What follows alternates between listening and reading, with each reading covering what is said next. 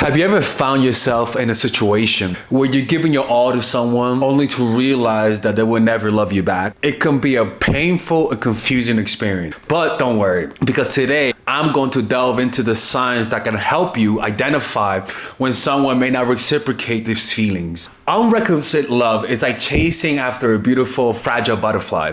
Its vibrant colors captivating our gaze. We extend our hands, hoping to hold on to its fleeting beauty. But no matter how determined we are, it remains just out of reach. We chase, we yearn, but the butterfly dances on, reminding us that sometimes love's embrace can be as elusive as catching a delicate winged creatures in flight. And these types of situations are the hardest to decipher, simply because when our emotions are engaged, when we like the person, when we feel some sort of chemistry with them, we naturally almost assume that they also feel the same. When we like the person, we will assume that they're also honest. We will assume that they have good intentions, and we will assume that they will reciprocate what we feel simply because what we are feeling is so intense. But unfortunately, sometimes this type of chemistry only goes one way, where this person may not feel anything for you at all. But because you like them so much, you project your feelings onto them and you see things that are not there. You gotta remember, when you like someone, it's almost like you're on crack. You know, you think you're talking like this, when in reality you're talking like this, like a crackhead, right? Because the intense emotion causes you to lose some self-awareness. Intense emotions sometimes disassociate you from reality.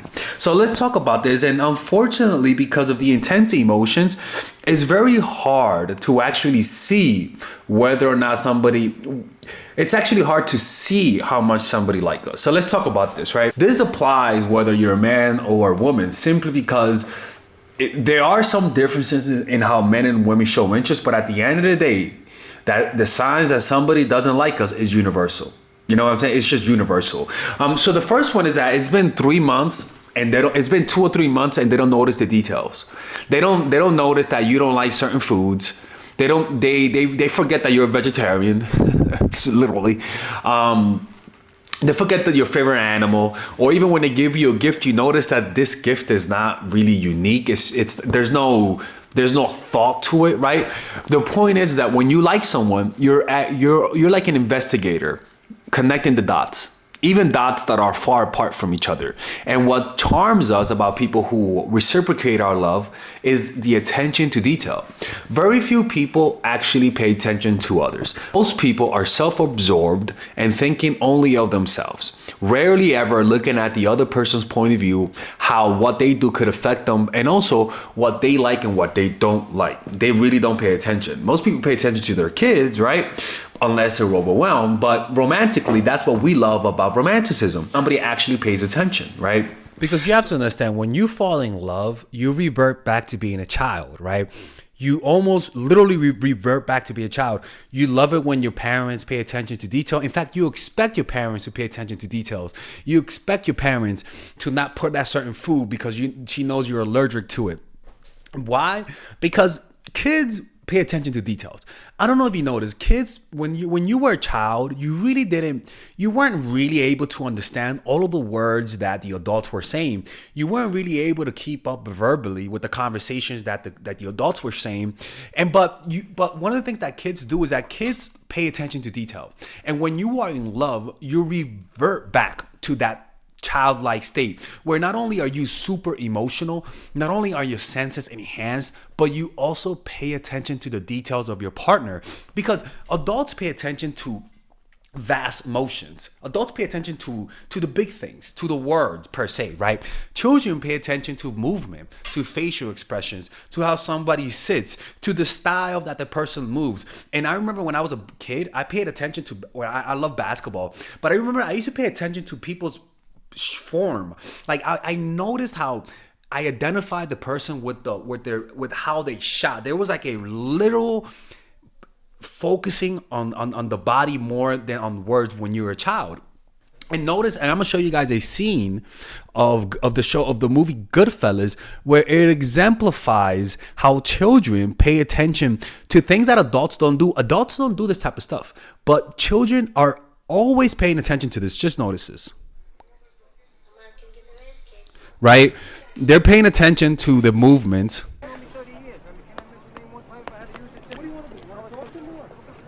Notice how I could promise you that if you're an adult, you will never pay attention to this type of stuff. Kids pay attention to this, right? They mimic and pay attention to this. Why? Because that's what kids do. Jimmy whispers. And that's why kids copy accents so well, because they're always paying attention to the small things. Adults just don't do that kind of stuff. They're not capable of it, at least when they're not in love. But when you're in love, you copy more things. When you're in love, you start mimicking the things that they do. You start mimicking the behavior that the other person does. And that's one thing, is that when somebody is really falling in love with you, they're going to start to mimic your words. They're going to start to mimic your habits. And they're going to notice the things about you that you just don't notice about yourself. Just like these kids. Notice how we might be watching a movie, but because it's a kid, they look at style of movements. They look at the details, the little details, and they understand that these details is what makes them them. It's sunny. Right? And so when you're falling in love, you're gonna pay attention to those details. You're gonna pay attention to how they move, to how they sit, to how they walk, to how they smile, to how they eat. And because of that, you're going to have a deeper knowledge of them, and you're going to use that knowledge to make connections. But the whole point of all of this is that when you're in love, you revert back to a childlike state. You shed the adult exterior, you shed the adult mask that has fused to your face, and you become who you really were as a child. And so you're going to start to replay those old attachment styles with your new partner. And with that comes a lot of imitation. With that, you're going to start imitating their face, their movement, their habit, the colors that they like, and you're gonna start blending it into your personality, and you're gonna start internalizing who they are into you. And so a part of them is gonna stay with you forever. That's just how that's why you gotta be careful who you fall in love with. But when you have a partner and they don't love you, it's almost like they're not even mirroring you. They don't mirror you at all. They don't gain any of your habits. They're not interested in the things that you're interested in. They don't ask you about those types of things, and you never see them engaging in the things that you're interested in, because they're just not paying attention. Only love can revert us back to our childlike state, so that we can pay attention to the details. So if the person doesn't notice details about you, unfortunately, what that says is not that they're blind or mute. What that says is that they don't like you enough to pay attention to things you usually wouldn't notice. Because when you like someone, you pay attention to everything about them. How they move, how they blink, how they move around. And so it's you're naturally, without you even trying, you will pay attention to detail. That's just how that works. But when those romantic emotions are not involved, you're not going to pay attention to detail. And the other person is going to notice because they don't feel like the other person appreciates them. For example, I remember I was watching a video about two couples, and she said that it was about a divorce lawyer. In fact, I'm actually going to put it here so that you guys can listen to it. So this is a divorce lawyer. I think his name is James Sexton right here. On Soft White Underbelly, and he's talking about what he notices when relationships are about to end, and let me have him tell the story to explain to you guys my point. Outside the courtroom, waiting on a break in testimony, and she was a young woman in her probably like late 30s, very attractive, and we were just chit-chatting, and I said to her, he's pretty much representing her. That's one of his clients. Was there a moment when you realized the marriage is over? Was there a moment? And she said, yeah. And I said, when was it? And she said, there was this granola that I like. Now listen to this story. I will never forget the story, because I completely understand what she means about the details. This is what your mom and dad did if you were raised with a mom or dad, or vice versa, or together. This is what we consider love, where our parents pack our bags and we notice we have everything that we need, even the thing that we always forget. That's a true sign of love. They only sold it at like this particular grocery store, and I like to put it in my yogurt. And she said he used to always, whenever I'd be running low on it, I would just open the thing one day and a new bag would be there. She's like, and I just She's like, it made me feel so loved. Like I didn't have to ask. He didn't want credit for it. Like he didn't go like, oh, did you see? I got your granola that you want. Yeah, that is pretty much giving without expecting the praise. Like it's almost like this is just part of our love, and we don't need to point to it. You know, like he just would do this thing, you know? And she said it was just something that like it always made me smile. She said every time the granola was running low and there was a new bag of granola, I just felt very loved, you know? And she said one day the granola ran out. And I thought, oh, that's weird. You know, maybe he didn't see it. She's like, so I left the bag in there because I thought, well, at some point he'll notice. And he didn't notice.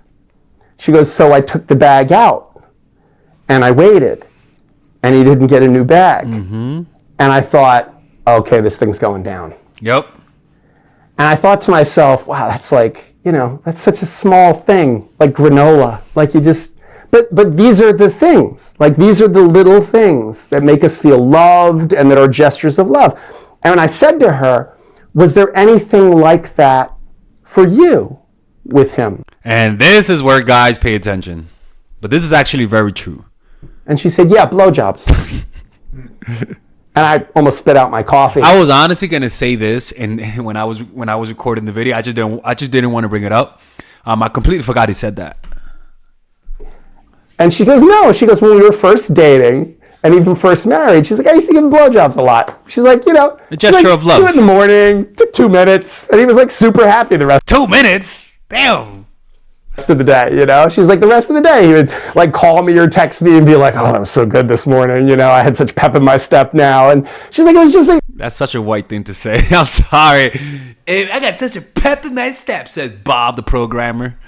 What did it really take out of my life to do that, you know? And it made him feel good. She's like, and then I got to a point where I was like, well, you know what, no, I'll wait, and then tonight we can have sex and we'll both enjoy that. Like, what, do I owe him a blowjob? Like, yeah, no. So you could see how love creates a sense of where you're not counting what they're giving in return, right?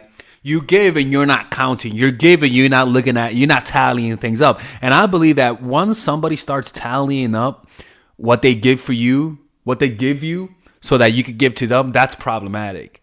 Because now you stopped giving for the sake of it. You're giving to even the score. So if they don't give you now you don't give so that the score could be even. And I remember somebody saying how when you're in a relationship, it's never really 50-50 because you never notice that. If they're giving 50, if they can only give 15, you're going to give 85. If they can only give 20, you're going to give 80. But then if you can only give 20, they're going to give 80. And it's not going to be a complaint. And what I notice when couples are breaking up, I lived with my aunt and uncle, and they're still together, but they had a moment where they weren't too good together. And I remember they would just complain about everything. They would always say, hey, I did that, but you didn't do it. You know, like tallying things up. And I think that if this is what tends to happen in long-term relationships. But all right, let's continue with this. You can see she felt loved because the details. When we are in love, it's as if we are given a pair of magical glasses that enhance our perception. These glasses allow us to see the world with childlike wonder, just like how children observe and absorb every little detail around them. Imagine you are walking through a beautiful garden. When you're not in love, you might appreciate the overall scenery, but overlook the intricate patterns on each flower petal, the delicate fragrance in the air, or the soft sound of leaves rustling in the wind.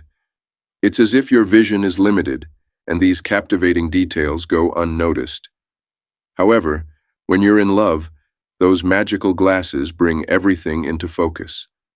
Suddenly, the vibrant colors of each flower become more vivid, and you find yourself captivated by the scent of blossoms. Every tiny detail becomes significant and meaningful, just like how children notice the smallest things about adults that others might overlook. Love opens up our hearts and minds, making us more receptive to the beauty and subtlety of the world around us. It's like being transported back to our childhood, where curiosity and fascination reign supreme. In this state, even the tiniest details hold immense significance, and we become attuned to the nuances of our loved ones' actions, expressions, and gestures. So, Love acts as a transformative force that allows us to rediscover the joy of paying attention to the little thing. It's like being gifted with a new set of eyes, enabling us to experience the world in all its intricate glory. Now, the next one is there's a diminishment of eye contact.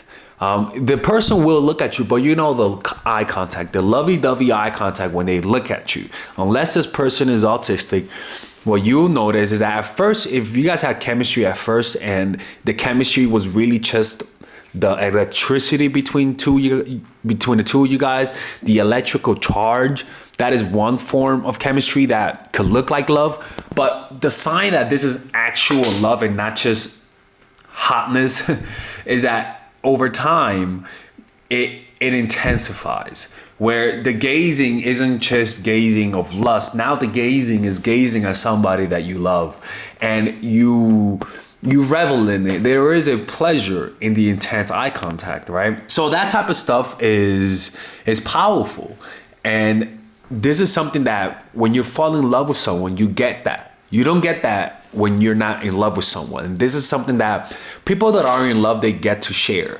They get to share that intense eye contact when doing the Lord's work. They get to share that intense eye contact when they're in bed together, when they're walking.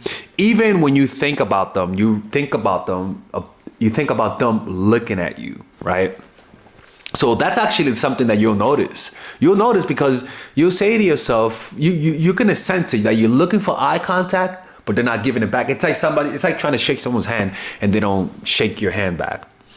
The next one is that they don't take the leap into the unknown, right? In other words, you're the one that's always expressing their feelings and taking the risk. Meaning, you're the one that's always taking the relationship to the next level. You're the one that says, I like you, let's get together. You're the one that says, let me introduce you to my family. You're the one that says, let me introduce you to my friends. You're the one that says, let's go on a trip. In other words, you're risking. You're the one that's escalating their relationship, but they never take that risk. They don't invite you to the holidays. They don't give you that extra like meaningful gift that if you don't like someone and you give them that gift, it's awkward. In other words, they don't take the risk of intimacy. They don't go to the above. So if you stop texting them and you go cold on them, they don't take the risk and risk looking needy and saying, hey, I miss you. Where have you been? They don't risk putting their ego for the sake of hearing from you. They don't risk looking stupid for your sake. That's not good. When they don't take that risk, that means that their ego is worth more than you to them. In other words, they have to prove themselves. And let me show you guys a snippet from the Robert Greene Art of Seduction, Prove Yourself, and why it's so important to do that. Anyone can talk big, say lofty things about their feelings, insist on how much they care for us, and also for all oppressed peoples in the far reaches of the planet. But if they never behave in a way that will back up their words, we begin to doubt their sincerity. Perhaps we're dealing with a charlatan or a hypocrite or a coward. Flattery and fine words can only go so far.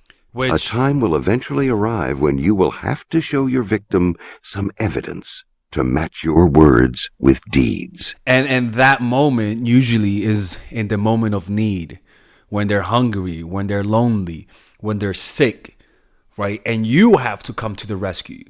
Because if you don't do that, this person is going to wonder how much do you really love them.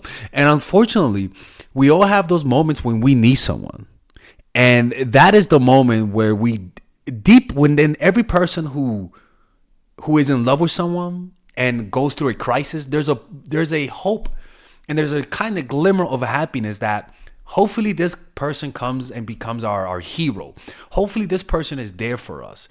And when they are there for us, we kind of smile in the midst of suffering, where our only saving grace is that this person was there for us. But if they're not there, then everything they've done should go to the ground. Everything they've done should be thrown and not be shown in evidence, and when it comes to you judging whether or not they love you. Because you only have one shot, one moment to prove yourself. And unfortunately, when somebody proves that they don't love us, your mind doesn't rationally think they don't love you. Like I'm going to talk about later in the video, you're just going to have a weird sensation that they don't love you. And that sensation can easily be so abstract where you could deny that what you're feeling is that this person doesn't love you back, and you could just deny it and say, "Oh, this person was busy. That's why this person didn't go here. This person was busy with work. That's why they didn't come to see me in the hospital." People really say that. When it comes to accepting that the person doesn't love you versus finding an excuse, it's much easier to find an excuse for your ego. And this is something that you will see when somebody really loves you and likes you. One of the two, like when somebody likes you a lot or loves you, you're always going to see them sacrificing their ego for your sake. So you got to make them sacrifice themselves for you. Sounds like a video title, people. If you guys want me to make a video about that, just remind me in the description down below, right? And sacrifice to me is the ultimate form of love. God so loved the world that he gave his only begotten son, for those who shall believe in him shall not perish but have everlasting life. John 3:16, right? And that was his ultimate show that he loved us, that God loved us. And it's the same thing. If somebody just doesn't sacrifice anything for your sake, anything, and that means sacrificing the women they're seeing, right? If you're a guy, right, sacrificing all the women for your sake, right? Sacrificing their job, sacrificing their career for you. Why do people have children?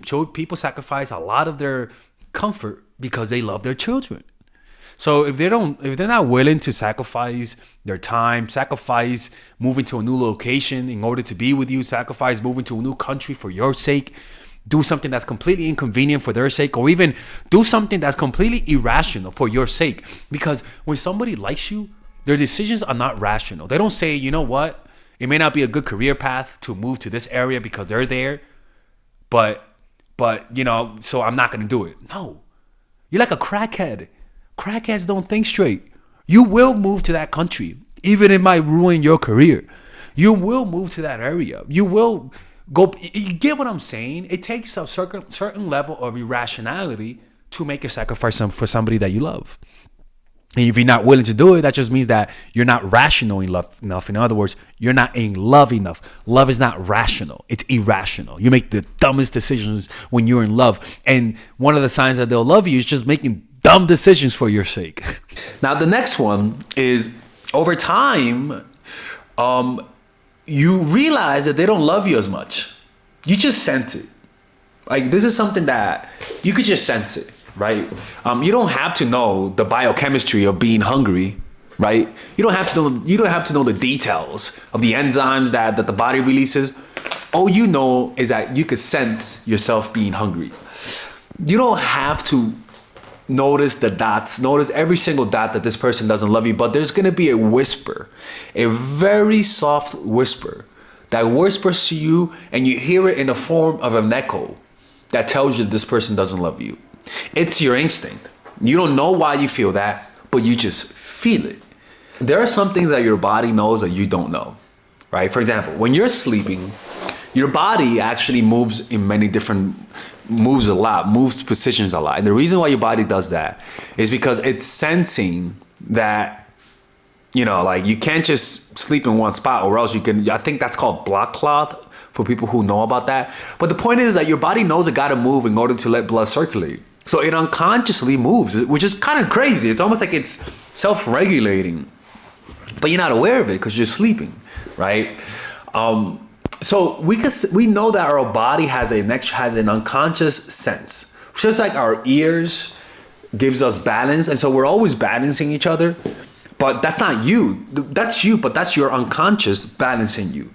And so the balance of your body that you have, it's really micro calibrations that your brain is noticing that you're not aware of, right? So it's like when you're standing, you'll notice that certain muscles activate without you even noticing. Like if you actually pay attention when you're balancing yourself, you'll notice there's always like little random activations. And it's something that you may not even notice yourself, because if I tell you to draw how a person stands in balance, you won't know. Like when you draw someone, you notice that there's always one part that's like anchoring the whole body, and painters like me, we know that. We know how to draw a body that appears to be really balanced in the ground, balancing themselves with the proper proportions and the proper muscles being used. Most of you wouldn't know, but your body knows, right? So it's the same thing. Your body knows and catches on to little signs that this person doesn't love you, but you don't know it yourself. Your unconscious, which is deep, will try to tell you in the form of a sensation, and that sensation can be so abstract that you could deny it. You could deny that sensation. You sense that they don't love you, but because of its abstract nature and your lack of connection to who you are, you can sort of just say, it's just my imagination. Or you could just rationalize that you're wrong.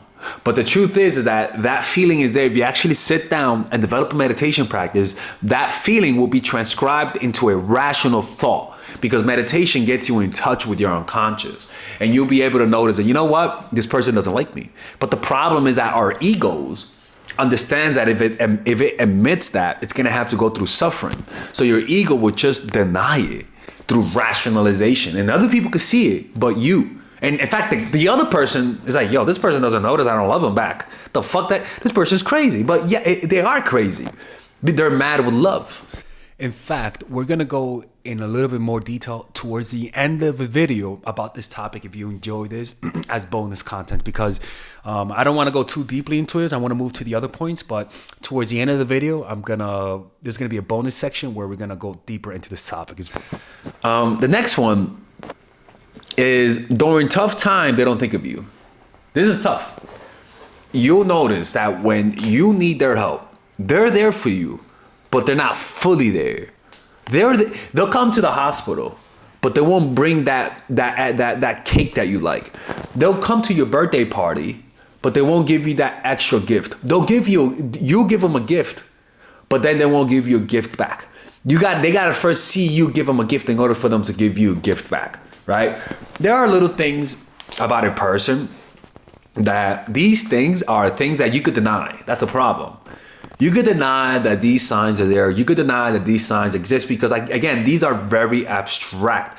They're just like the sound of the wind. If you really try to listen to it, you will listen to it. But if you try not to listen to it, you won't hear it. It's like the sound of the refrigerator. It's always there, but do you choose to listen to it? A lot of us are living in such denial, are always pushing away our unconscious mind because of how uncomfortable the reality is, that our body talks to us, but we don't listen, you know?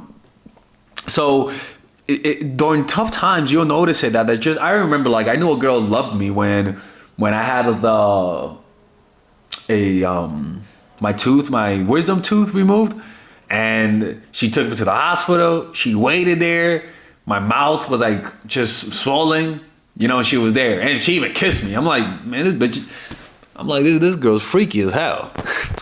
I'm like, girl, don't you know that just got surgery here? And she don't give a fuck, right? But I could sense that she really liked me. Now, mind you, unfortunately for her, and a lot of you ladies love to judge father addicts for this, but I don't care, to be honest with you. I didn't love her back, right? She was there. It was during the pandemic.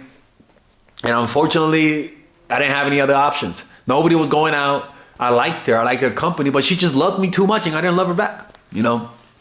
I don't care, people. You guys are watching me. You guys are like, this fucking asshole. Yeah, whatever. Right? You know, and show me your sins too, Jesus. So yeah, during tough times, they don't think of you, and you'll notice it. You're just gonna notice, and you'll notice it because when the tough times finishes, there's a part of you that is left with bitterness in your mouth. You could sort of sense, like, you know what, man, this motherfucker like wasn't there for me, and you just kind of resent that. The next one is unwillingness to commit after 2 or 3 months. If I'm dating a girl and she never brings up being my boyfriend or girlfriend, being my girlfriend. Oh my fucking God, it makes total sense. He's gay, right? And she never brings up about why we're not boyfriend and girlfriend. There you go. That's a red flag. You should be complaining to me. And in fact, even me as a guy, when I like you, when I really, really like you, I will bring up the relationship. You know, I will bring up, what are we? What should we do? Even though I may not bring up the type of relationship you may want, but I will bring it up. And anyone that likes you will do that. Like, people who like you won't risk you leaving them for somebody else. That's just how that works. Because they're just going to be thinking, why don't they want a relationship? You know, like that's what happens when somebody likes you. Now their next one is they're inconsistent with their contact, and you have to initiate most of the contact. Let me tell you something, man. Consistently, what I've noticed when somebody likes you but not that much, they're always gonna respond to you, and they're always gonna go on dates with you. But you will notice is that it takes a while to respond. This is just, you could prove me wrong, but you think back in your life when you met someone that you liked, you had good chemistry with them, but you just sensed that you could never love them. You responded, but because of the lack of emotion, you never respond with timing. You never respond quickly. You do respond quickly, but it's not the same as when you actually like someone. There are moments when you actually like someone where you're gonna go through back and forth conversations through text, and there's not gonna be that long of a wait time with them or you. Consistently, like, I know this sounds so simple, but I know this, I do this. I know that. Just think about when you met someone and you like them, but not that much, but you still like them enough to see them. You know, you like them as a person, you could be friends with them, you guys could hook up, but you know that lovey pink freaking emotion is not there. And that also goes with phone calls, and particularly when you guys are in long distance. Anytime that when you are in a long distance relationship, or let's just say the person goes on vacation, if they don't call you or text you, if they don't call you and want to hear, and if they don't want to hear your voice consistently, that's not a good sign. Like, if they're happy with just texting, I'm telling you, if they really liked you, if they had the potential for love, that desire for connecting with someone that you love is going to guide them to want to hear your voice, to want to have a one-on-one live interactive, you reacting to me conversation, not through WhatsApp voice, but call conversation. They're just going to want to hear you and just sense your presence through the phone. But them not needing to do that, just think about that. What that says, they don't need to hear your voice. Like, that matters. It may not matter to just casual relationships, but if you want something real long-term, yeah, that's you. They have to crave your voice. They have to crave hearing you. They have to crave that response from you in live conversation.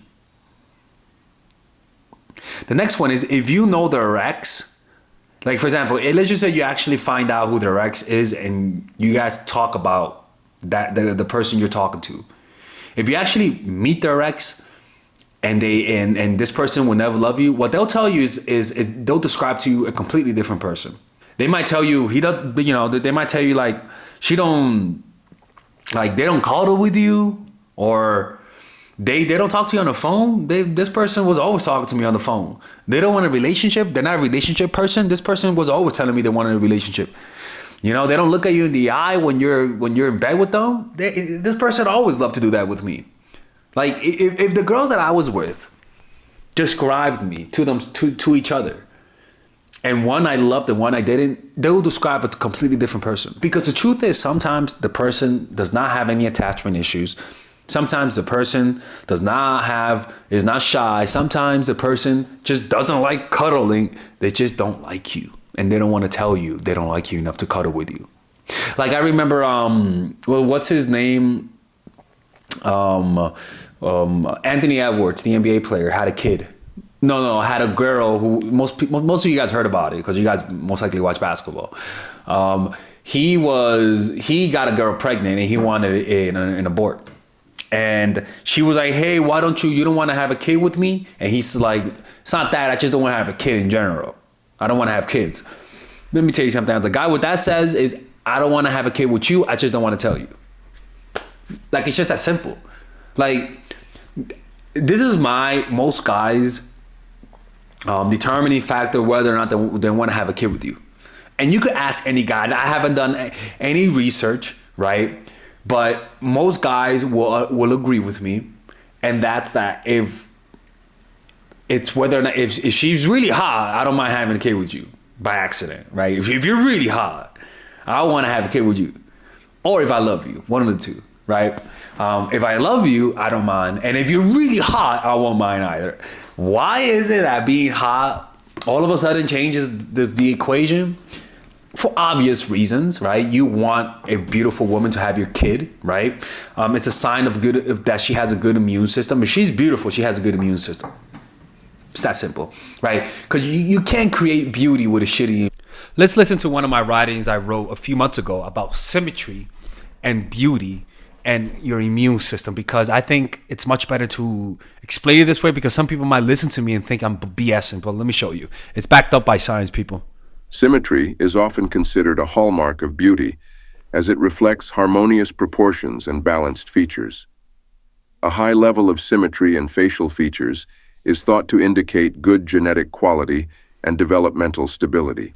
And unfortunately, you know, because again, beauty is one of those taboo topics, because it hurts to realize that beauty is a real thing that some people have and don't have.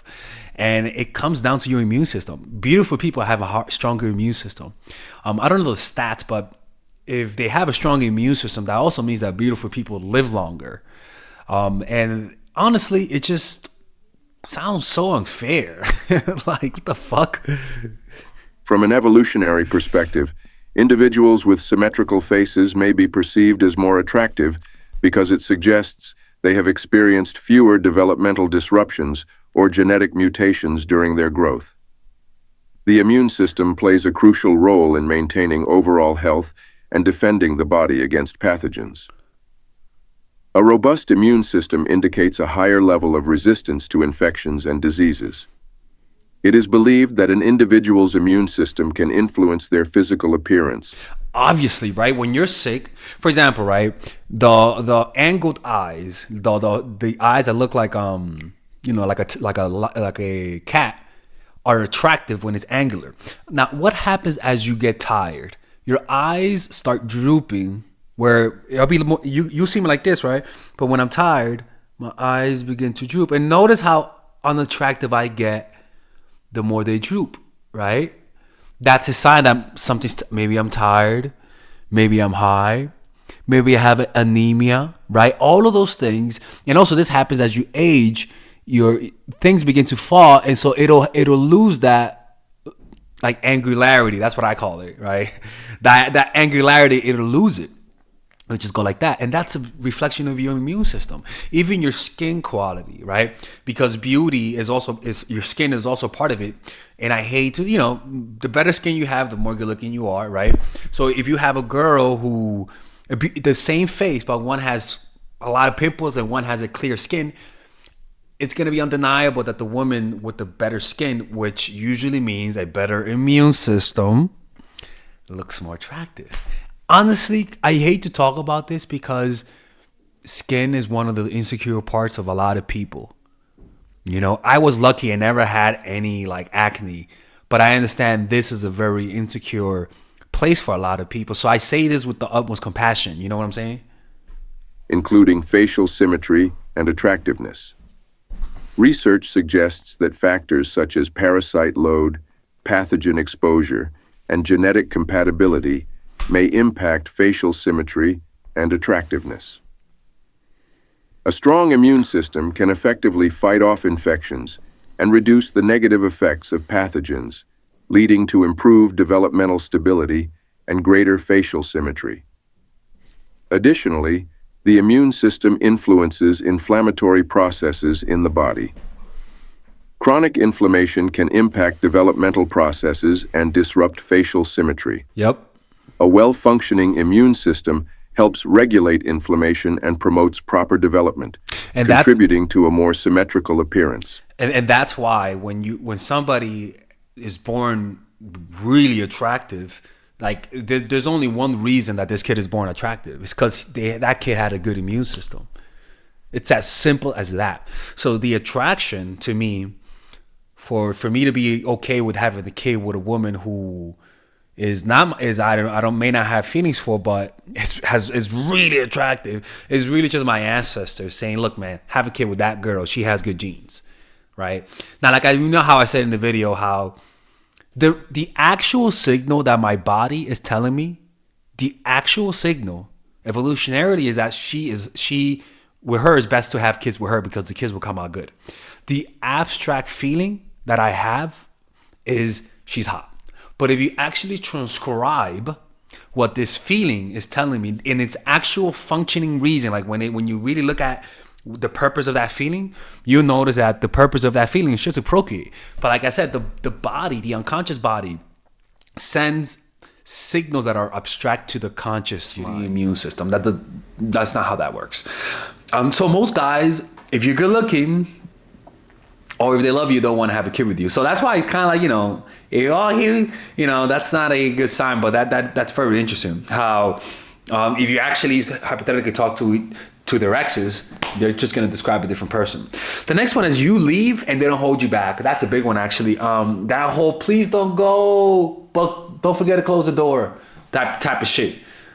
Like, they're begging, but they're pushing you out at the same time. They're asking you not to leave, but they're also opening the door at the same time. Let me tell you something, man. Nobody that likes you will say, you know what, I love you, but if you think leaving me is the best thing, I encourage you. Or I'm not good for you, find somebody else. That's the lowest piece of bullshit I ever hear. The fact that somebody says they love you and yet at the same time they're closing the door on you, that doesn't make sense. Nobody that loves you will tell you to leave. Nobody that loves you will be okay with you leaving. Nobody that loves you would be okay with you leaving and crying. That's not how that works. Anybody that loves you will try to convince you not to leave. Will try to convince you to stay. But because I've been with girls that I liked as people. I could literally hang around her. I could literally go on vacation with you, but I just didn't love you. Like that's happened before. And unfortunately, that just means there's a limit to this relationship. And there's nothing wrong with that. If you don't mind our friendly companionship, that's totally fine because there's no manipulation here. And we have a good time together. We could talk about anything. But unfortunately, that just don't feel that chemistry. And I will never tell you that because I don't want to make you feel bad. You get what I'm saying? And so with those women in my life is that if they actually left me, I wouldn't feel jealous. I'll miss you as a person, but I won't miss you as a partner. Again, I could just hear people judging me right now, but to be honest with you, I just don't care anymore. All of these angels, all of these freaking archangels walking around on earth who apparently are perfect. It's unfortunately that I can't post some of the things some of my relationship stories because just some people just judge me for it.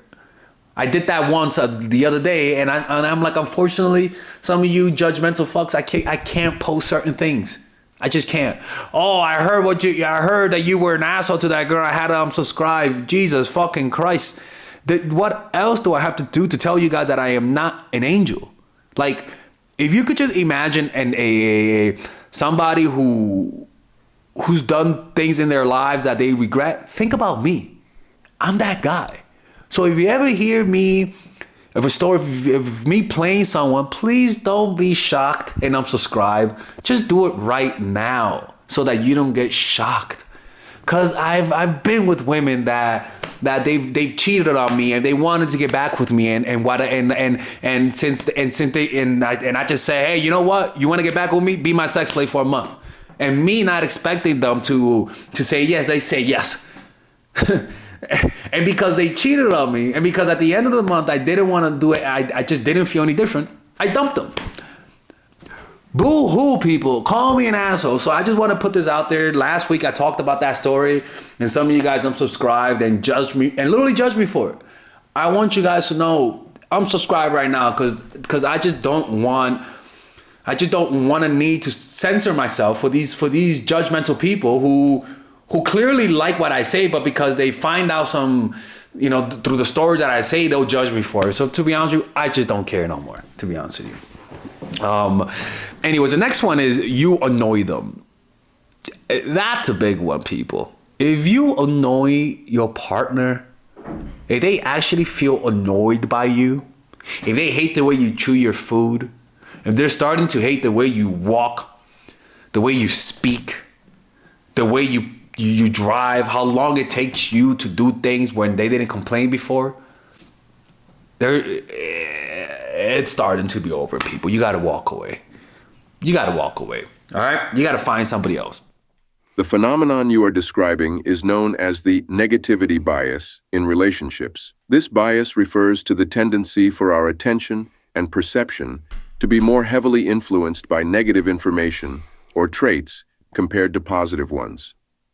It can impact both the initial stages of falling in love as well as the process of falling out of love. And I wrote this because one night I realized that when we're starting to like someone, all of a sudden we start noticing the positive traits in them, right? We only notice the positive traits. And that's the confirmation, the halo effect. But then, like I said in the video, that the opposite effect happens, which in this case I realized it's called negativity bias, right? So let's continue with this because this is very interesting. Tendency for our attention. It can impact both the initial stages of falling in love as well as the process of falling out of love. When we are infatuated with someone during the early stages of a relationship, we often idealize them and focus on their positive qualities. However, as the relationship progresses and becomes more familiar, the negativity bias can come into play. We may start to notice and amplify the negative traits or behaviors of our partner, while overlooking their positive aspects. And this usually happens when the relationship is under descent. And you're noticing that if somebody's falling out of love, this is what usually happens. The negativity bias just comes into play. This shift in perception can be attributed to a combination of psychological and neurological factors.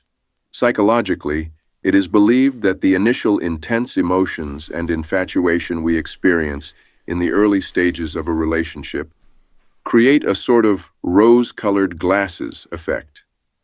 We are more likely to overlook flaws and only see the positive aspects of our partner. As the intensity of these emotions subsides, we begin to see our partner more realistically, including their imperfections. But I believe that even though we're starting to see the imperfections, they won't annoy us. You get what I'm saying? It's when their personality has like the screeching sound effects of nails crawling at a blackboard.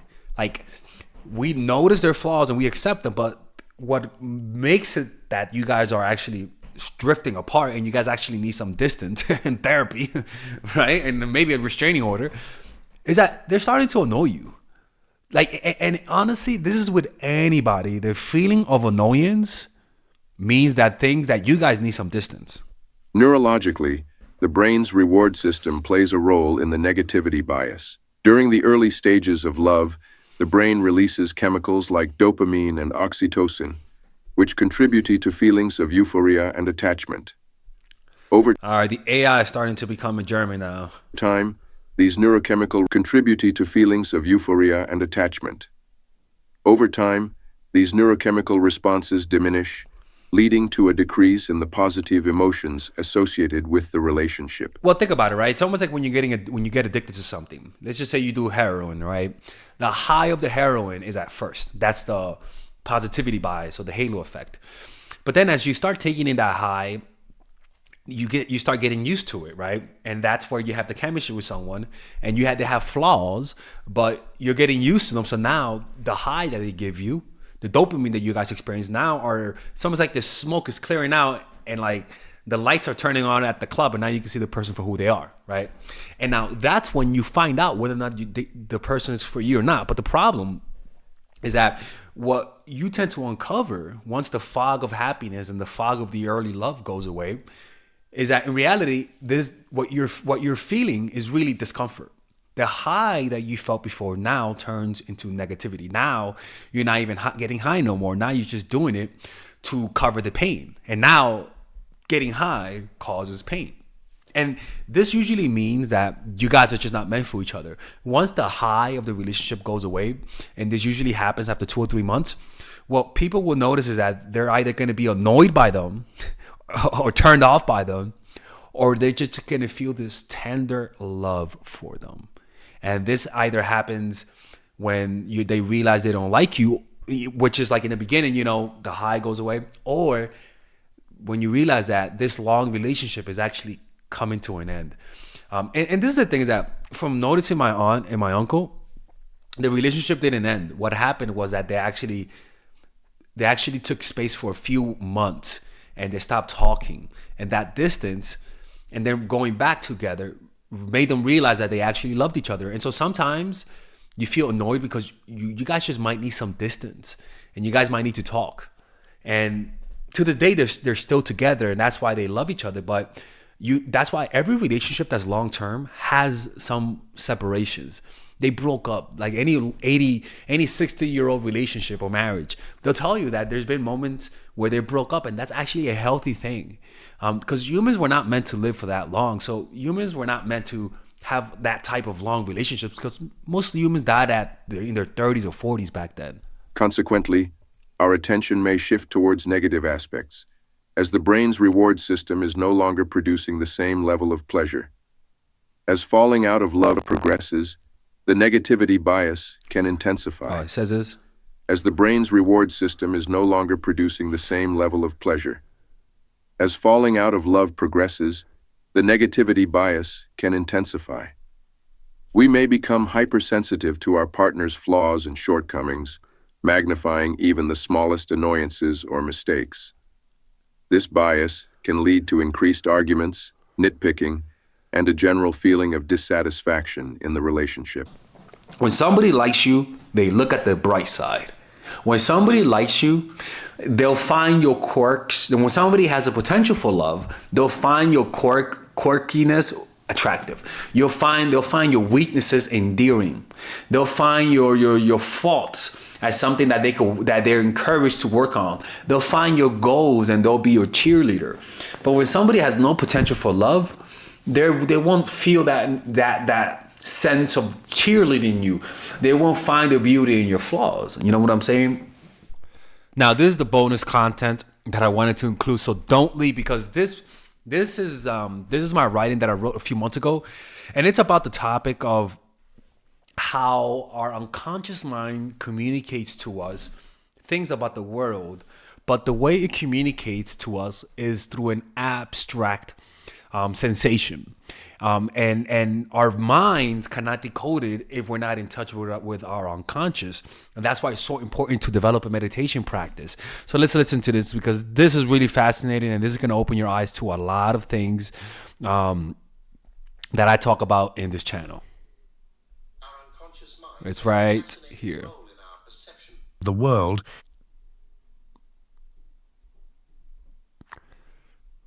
Our unconscious mind plays a fascinating role in our perception of the world and our interactions with others. It possesses a remarkable ability to notice and process information that often goes unnoticed by our conscious awareness. It's almost like when, like I said in the video, when there's a sound, the sound of the refrigerator, it's your unconscious. Your unconscious mind is always aware of the sound of the refrigerator. But our conscious mind is not. It tunes it out. So our unconscious mind, he can always hears it, but our conscious mind tunes it out until you bring it to awareness. But the whole time your unconscious mind was aware of it. This split between the conscious and unconscious occurs due to the complexity of our cognitive processes and the abstract nature of the signals we receive. When it comes to perceiving people, our unconscious mind picks up on subtle cues and sensations that our conscious mind may not register or fully comprehend. These signals can be abstract in nature, like receiving a message without a clear description. They often manifest as gut feelings, intuition, or a sense of unease or comfort in certain situations or around certain individuals. In other words, your gut instinct. And these were the instincts that our ancestors were in touch with. The problem is that those instincts are buried deep in your amygdala. But now we have something called our prefrontal cortex, which can drown or even mess up the interpretation of those signals based on the bias of your ego. So if you like the person and you're getting signals from your unconscious mind that they're giving you a weird feeling, your ego understands that if it really interprets it as it is, it's gonna cause you to lose that person, and the ego's gonna be in pain. So what the ego does is it's gonna advocate for that person through changing your interpretation of that signal. The key to this is to diminish the strength of the ego through developing a meditation practice. Literally. For instance, when we find ourselves in a strange area, our bodies may instinctively recognize the unfamiliar surroundings and trigger a heightened state of alertness. This helps us remain vigilant to potential threats and prevents us from entering into a deep sleep where we might be more vulnerable. Similarly, during sleep, our bodies possess... Yeah, they even say that when you are in a new area, your body, like in a new place where you don't sleep all the time, your body doesn't go into full sleep because your body is fully aware that it's not in a safe place, a safe, predictable place. And also about the consciousness of the body that the mind doesn't have access to.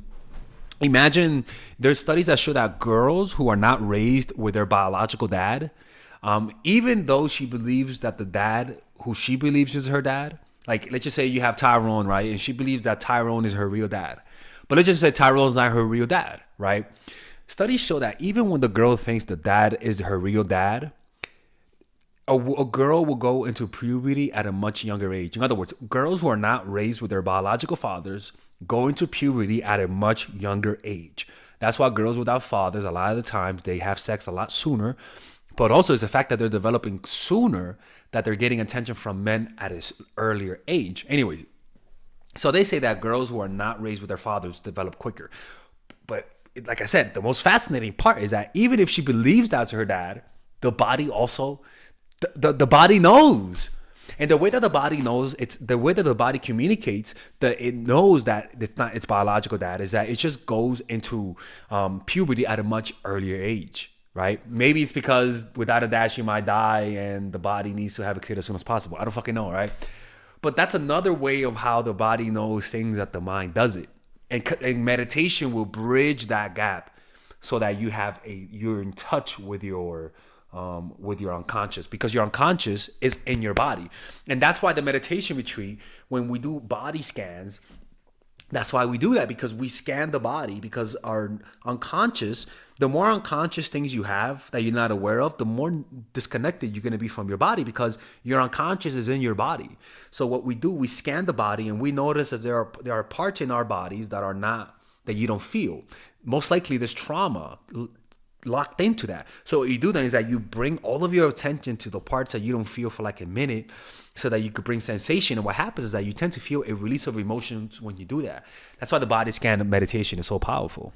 Yes, an innate awareness that prompts us to shift positions periodically. This automatic movement prevents us from our bodies possess Let's go back to entering into a deep sleep where we might be more vulnerable. Similarly, during sleep, our bodies possess an innate awareness that prompts us to shift positions periodically. This automatic movement prevents us from remaining stationary for too long, avoiding discomfort or pressure. Related issues that could arise from prolonged immobility. Behind this split between conscious and unconscious perception lies another level of awareness that operates in an abstract language. This awareness is attuned to subtle cues and sensations, providing us with valuable information about our environment and the people around us. However, our ego, driven by insecurities and self-preservation, has the tendency to interfere with these signals. Our ego can rationalize or deny these unconscious signals to protect our self-image or serve its own agenda. For example, we might dismiss a feeling of unease around someone because it doesn't align with our desired social image, or because we fear confronting uncomfortable truths about the person or situation. Scientists have delved into this interplay between conscious and unconscious processing through various studies. They suggest that our unconscious mind, operating through structures like the amygdala and insula, processes information rapidly and holistically. This allows it to detect patterns, make connections, and draw conclusions based on subtle cues that our conscious mind might overlook.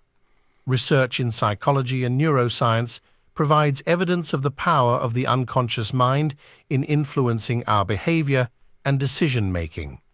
It highlights the significance of paying attention to our gut feelings and intuition, as they often stem from the deeper awareness within us. In summary, our unconscious mind possesses the ability to notice and interpret abstract signals about people and situations that our conscious mind may not readily understand. The split between conscious and unconscious perception arises due to the complexity of our cognitive processes. While our unconscious awareness can provide valuable insights, our ego-driven consciousness may deny or distort these signals to serve its own purposes. Recognizing and honoring the messages from our unconscious can lead to a deeper understanding of ourselves and the world around us. And that's why meditation is all about connecting with your unconscious. Again, like I said, your unconscious is in your body, right? It's your whole body is your unconscious. That little part right here, the frontal cortex, is the only part that is aware of awareness. The other parts are our animal nature, our animal instincts, right? This is our higher selves. Anyways, I really do hope you guys enjoyed this topic. This was a fun video. This is my Christmas gift to all of you guys. Another 1 hour video, people. And yeah, man, let me know what you guys think of this. And don't forget, 60% off using the coupon code MINDFUL for all of the courses and 30% off working with me one-on-one. It expires at the end of the year. Take care. So these are the things that it's 1, 2, 3, 4, 5, 6, 7, 8, 9, 10, beautiful. 10 things 10 signs that a guy, girl, they will never love you. Because these signs are just completely universal to every sex, okay? Anyway.